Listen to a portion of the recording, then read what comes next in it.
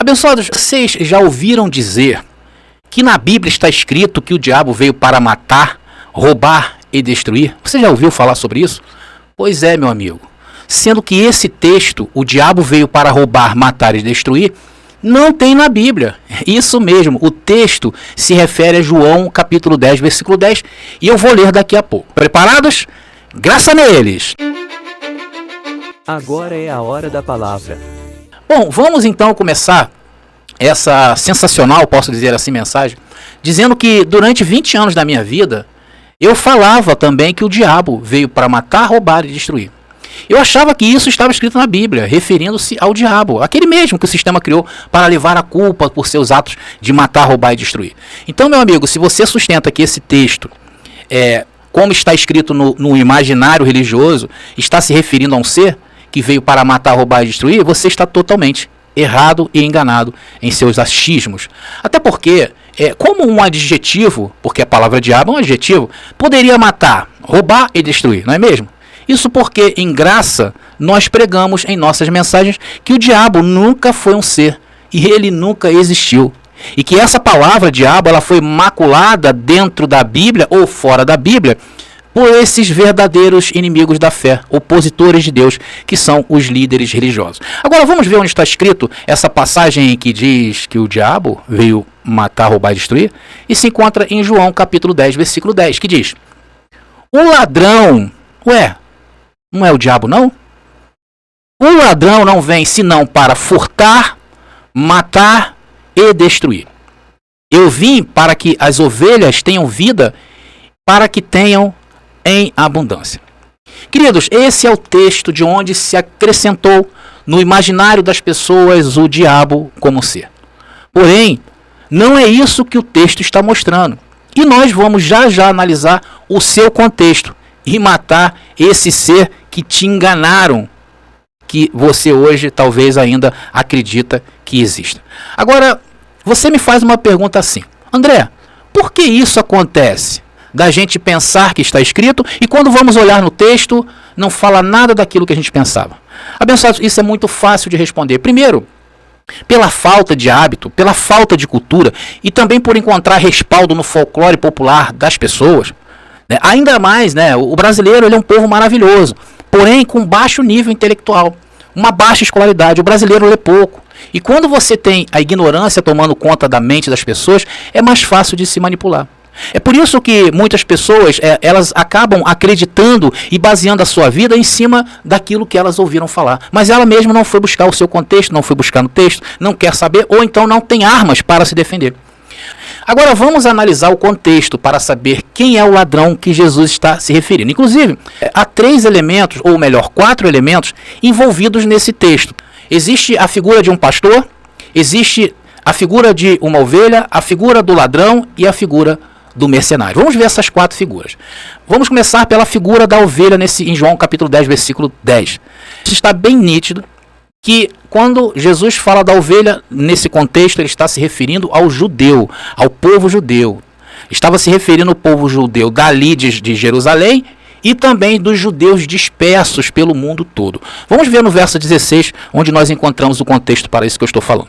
E diz: tenho ainda outras ovelhas que não são deste aprisco. Então vocês notem que aqui está se referindo a Israel e também ao povo da dispersão, o povo que estava disperso pelo mundo. Agora, aqui nessa passagem, o povo lá do sistema religioso diz, querendo subverter essa passagem, que as outras ovelhas que Jesus está se referindo, estava se referindo aos gentios. Claro que não. Jesus não podia fazer isto. O meio pelo qual os gentios mais tarde alcançariam as coisas de Deus, o reino de Deus, não foi através de Jesus de Nazaré. Foi por Cristo ressuscitado e pelo dom da fé. Vamos lá. Tenho ainda outras ovelhas que não são deste aprisco. Preciso conduzi-las também. E ouvirão a minha voz, e haverá um só rebanho e um só pastor.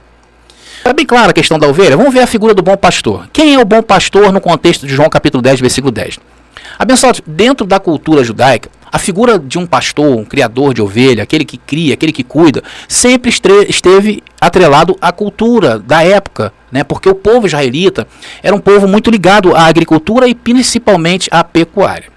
E além também de Jesus estar dizendo que ele mesmo no contexto, ele é a porta, além de ser o pastor, ele é a porta das ovelhas.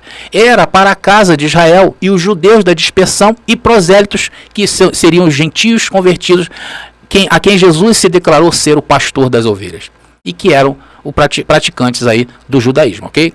E complementando, eu sou a porta, se alguém entrar por mim, será salvo, tanto entrará como sairá, e encontrará pastagem. Tá aí João capítulo 10, versículo 9, Jesus se dirigindo aos judeus, tá bom? Sendo Jesus de Nazaré se colocando como pastor e guia das ovelhas perdidas da casa de Israel. Por que perdidas? Porque a lei perverteu a todos. A lei de Moisés, ela serviu para perverter o caminho. Essa é a realidade.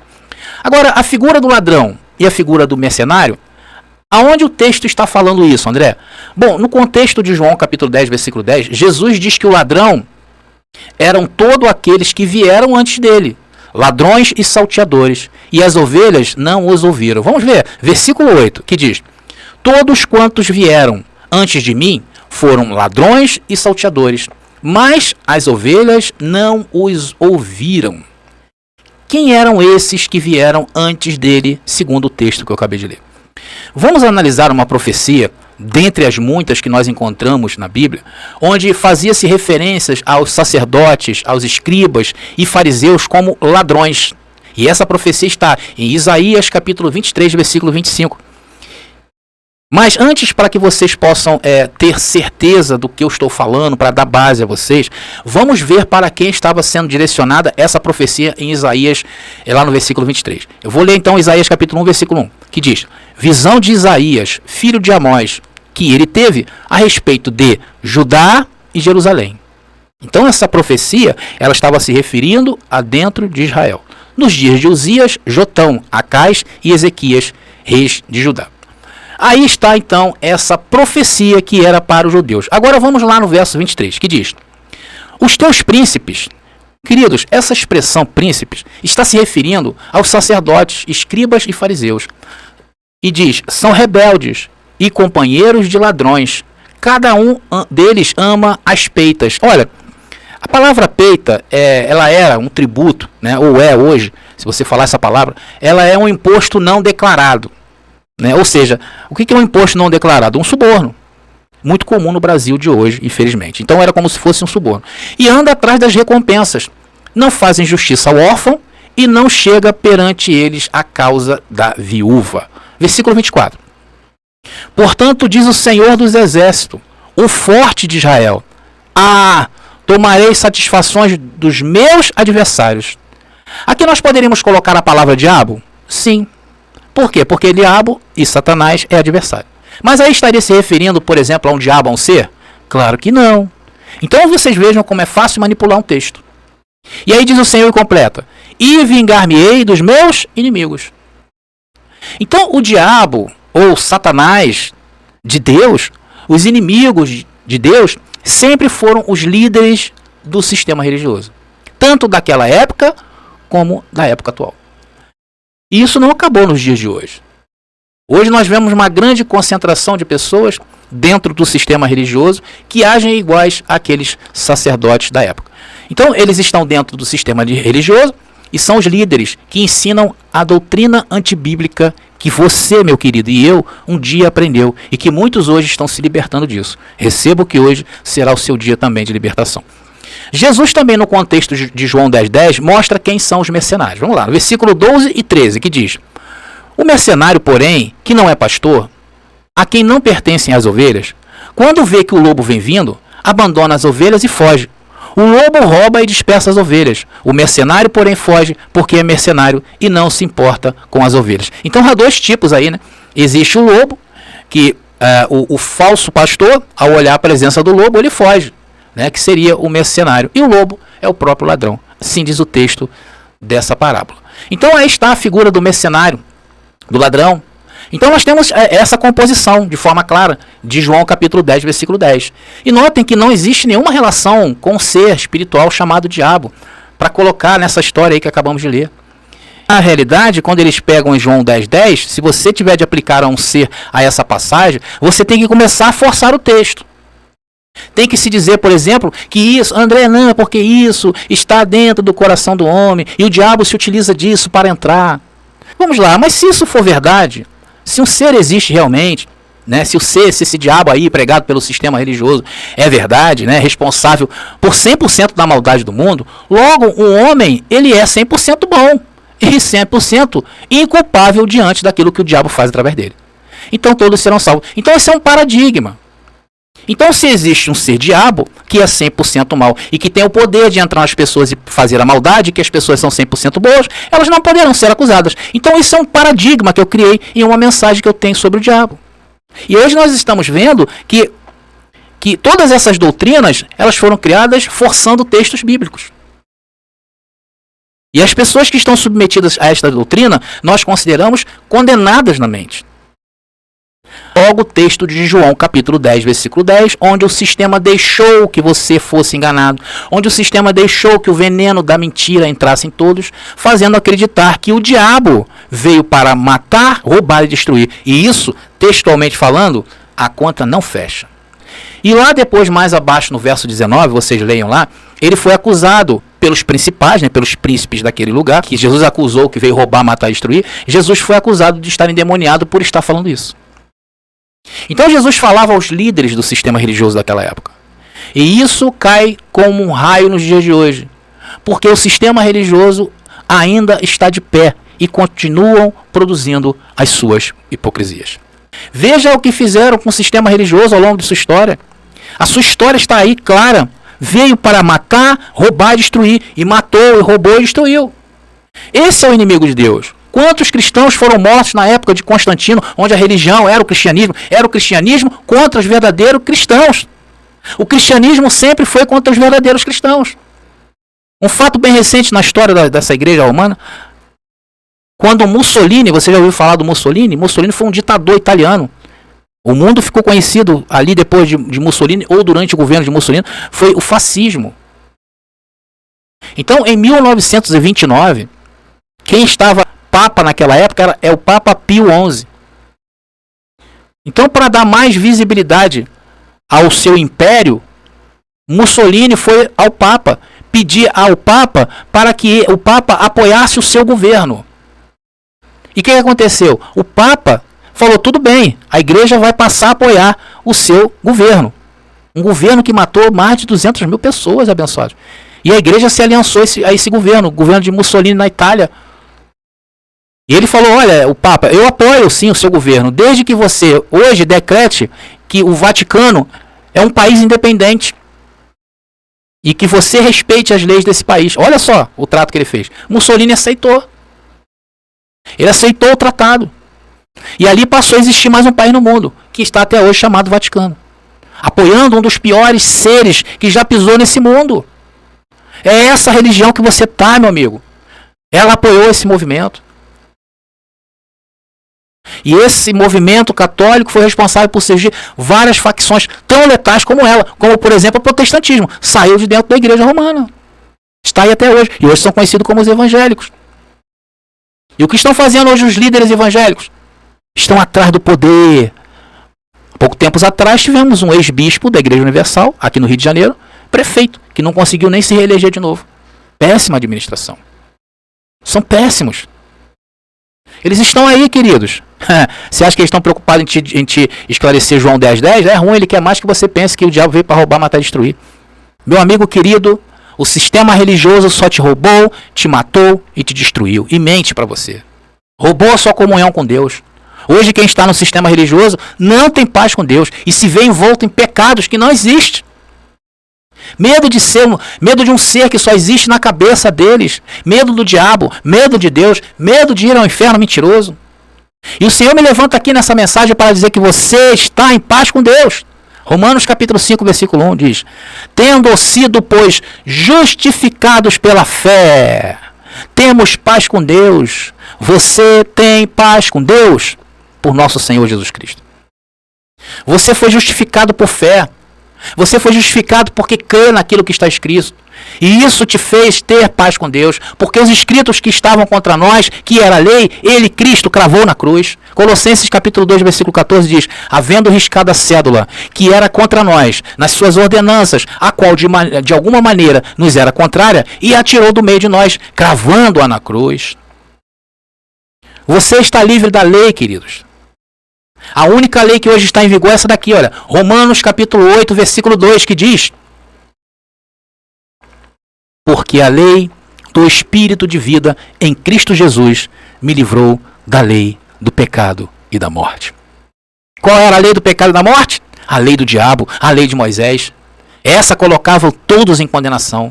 E hoje, essa religião faz com que você se torne inimigo de Deus através de suas práticas que remetem à lei, cheias de fábulas como o diabo, o inferno e pecado. E somente em graça podemos ser nova criatura, deixando de lado esses rudimentos fracos e pobres, que nunca aperfeiçoou ninguém a nada. 2 Coríntios capítulo 5, versículo 17 diz: assim que, se alguém está em Cristo, nova criatura é, as coisas velhas já passaram, e eis que tudo se fez e se faz novo. Diga aí, abençoado: estou livre da lei, estou livre da religião, da maldade, de líderes que estão na terra aí há 2000 anos, matando, roubando e destruindo. Olha para a história suja, essa história manchada dessa igreja, suja de sangue de cristãos verdadeiros e inocentes.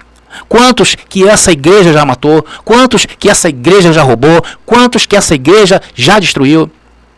E nós da graça não andamos em obras da lei, andamos em obras preparadas pelo Senhor, andamos em graça e no reino de Deus. Efésios capítulo 2, versículo 10 diz: porque somos feitura sua, criados em Cristo Jesus para as boas obras, as quais Deus preparou para que andássemos nelas.